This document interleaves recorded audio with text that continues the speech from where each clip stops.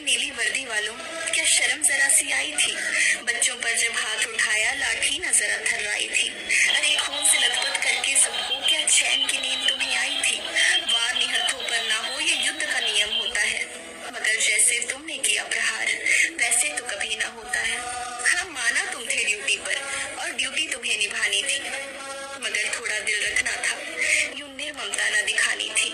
अपनी ड्यूटी करके जब तुम वापस घर को आए थे, अपनी बीवी बच्चों को फिर क्या दिनचर्या बताए थे?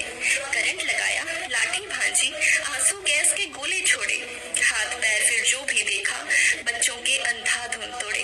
आखिर तुमको एक बात बस हम सबको समझानी थी, धीरे वार भी कर सकते थे, खुद पर वश भी रख सकते थे, लेकिन इतनी तेज से तुमको लाठी तो न चलानी थी।